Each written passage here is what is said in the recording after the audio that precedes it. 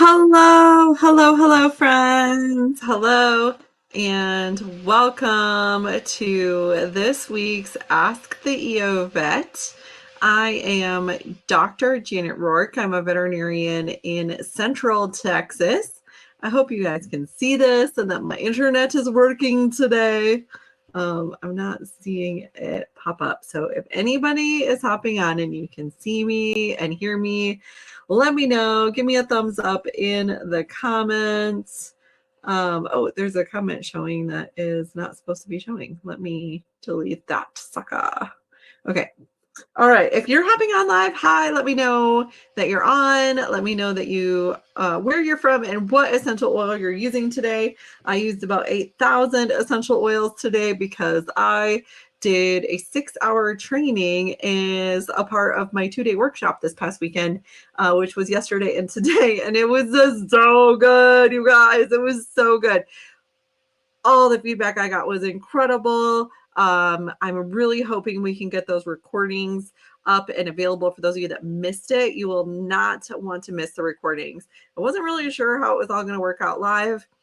It turned out amazing. Oh my gosh, there were so many things that people were able to implement right away and really help their animals. Everybody got a lot out of it. And it is just, it's such an honor to be able to help you guys. The feedback I got was just like, this is more information than I've ever gotten in a webinar before or a workshop, and stuff I can implement right away. This is incredible. So just really happy with how it all turned out, that I was able to keep my voice. Thank you, Essential Oils, that I was able to pronounce things correctly. Thank you, Spearmint. So I just would like to take this moment to thank my essential oils for helping me through this weekend. Hi, Linda. Hi. Oh, so yeah, as soon as I get the information on the recordings and if we're going to be able to make those available to you, Pet Summits is doing all of that. So I will try to be sure I let you guys know. I don't want you guys know, I'll tell you about it. So, all right, we do have a few questions that were posted. So I am going to get to those. Our first question is from Robin. Robin says, what oils can we use around a horse's eye to keep gnats and irritations away? Oh my goodness. Oil, my goodness. We actually have a webinar, a free webinar in the Essential Oil Vet membership, the EO Vet membership. So if you're in there this Thursday, we're going to be talking about parasites, and that does include flies and gnats and that sort of thing.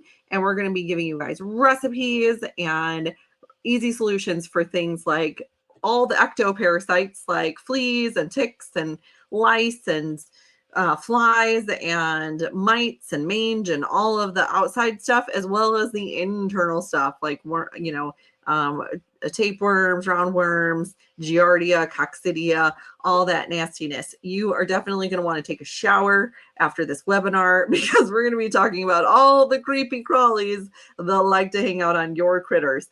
And that is what we're going to be talking about this weekend. So, but really quickly, Robin, you can try Terra Shield. That works really well. Geranium. Find an oil that the gnats don't like. Citronella could potentially be one. Lemon eucalyptus is another one, or just plain eucalyptus could be as well. With horses' eyes, you want to make sure that oils do not get in their eye. You want to make sure they're closed before you spray their face, or spray it on your hand and just rub it on them, or spray it on one of those fly mitts and put it on that way. So you can try those ones. Natalie Tremblay says, what do I do for yeasty ear? Well, my friend, we have a really amazing resource that is totally free for you. Let me see if I can find it. It is if you go to essentialoilvet.com/ear guide, I think is the one it is. Let me show you that. So essentialoilvet.com/ear-guide. You'll get a free resource on how to clean your dog's ears, as well as what oils can help with that. It's a really easy thing to do. Basil and lavender are really good for yeast, and for yeasty ears in particular, you just want to make sure that the ears do not go down into the ear canal. Do not go down into the ear canal. Let's see. Patty Collin asked worms and how to get rid of them without medicine. Patty, oregano and thyme and DDR prime are going to be your best friends. You can give them internally. How much and how often, it depends on the species and what animal and how much they weigh. And we are 100% going to cover this in detail at the parasites during the parasites webinar in the membership group this weekend, or this Thursday at 7 p.m. That link is to get into that is, where is it? There we go. essentialoilvet.com/members. Grab that to join the membership for only $27. It's worth it just for the webinar this week. If you're interested in parasites, I mean, nobody's really like super interested in it, but we're interested in getting rid of them. Am I right? Interested in getting rid of them for very, very low cost. $27, and you'll get access to that webinar. It's free for members, so you have to become a member to watch the webinar. You can't just pay for the webinar. We don't have it set up that way. That's not how, we'll never have it set up that way. So just come become a membership member. You can join for a month and leave if you want. Just make sure auto renew is not checked. I do encourage you to stay because next month's webinar is really, really good too, and you won't want to miss it. Plus, members get a lot of really great freebies, protocols, weekly meetings with me, and their questions answered almost immediately by people in the group that are trained. So definitely check that out, Patty. And our last question is from Natalie Johnson. Natalie Johnson asks, what oils can help with tartar on a cat's teeth? We have a great free resource for you as well, my friend. Anything to do with teeth, go to essentialoilvet.com/teeth. I think that's all it is.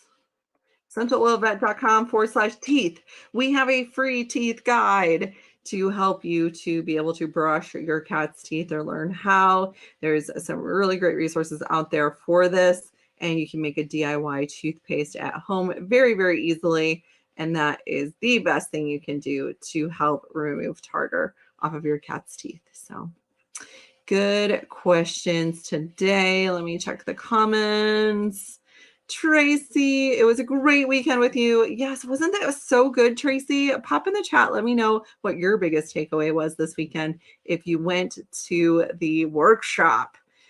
Vicki saw some of it, but we'll watch the replays. Yes, you have faster access to the replays if you already ordered it. Mackie from Colorado, nice to see you.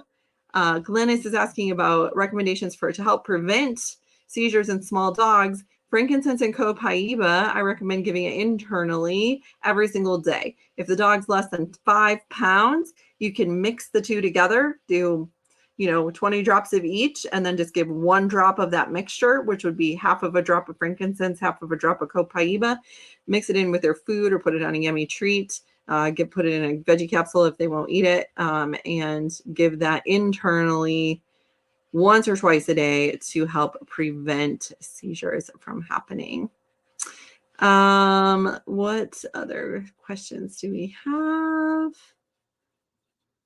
Oh, here we go. Stacy says, wondering about oils I can use for a puppy that's just shy of 8 weeks old, first time away from littermates, and want to help her with anxiety. Lavender and Roman chamomile diffused is usually enough. And if you have the grounding blend, it's already diluted, or the kids calming blend, you can rub that right on the ear tips or put a little bit on your hand and pet the puppy along the spine. Congratulations on your new puppy.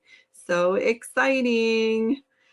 Tracy really liked the A to Z oils. We went arborvitae to ylang ylang, and it was so good. So good. First time I ever did anything like that. I actually just finished that part of the workshop last night at 10:30 at night and then presented it this morning. So that's how brand new it is.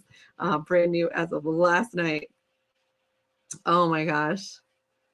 Yay. Vicky's like, gotta use spikenard and cardamom more. We did talk about those a lot this weekend. That's so good. I'm so glad you enjoyed the workshop.